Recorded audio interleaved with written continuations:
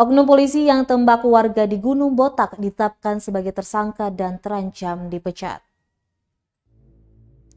Bribka AB oknum polisi anggota Brimob Kompi 3 Pelopor Batalion A Polda Maluku yang merupakan pelaku penembakan seorang warga bernama Maden Nurlatu hingga tewas di Gunung Botak, Pulau Buru, akhirnya ditetapkan sebagai tersangka.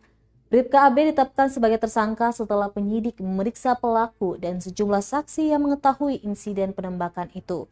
Kabid Humas Polda Maluku Kombes Pol Rum Ohirat kepada Tribun Ambon menjelaskan, saat ini penyidik masih terus meminta keterangan dari Bribka AB untuk melengkapi berkas perkara.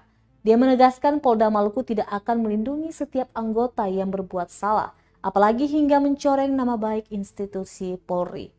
Terkait kasus itu, Rum memastikan bahwa Bribka AB akan diberikan sanksi tegas sesuai perbuatannya.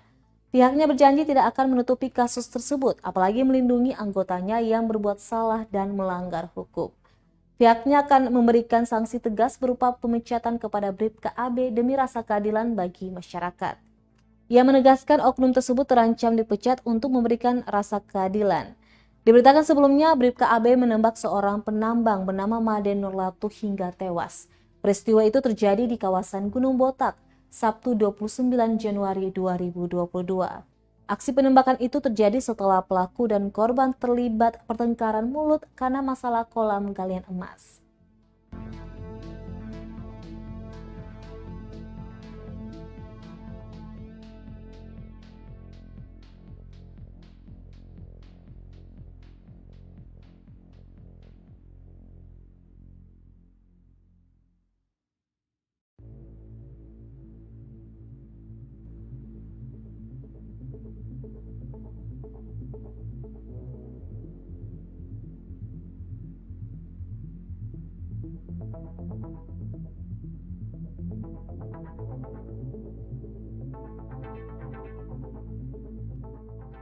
Terima kasih sudah nonton. Jangan lupa like, subscribe, dan share ya.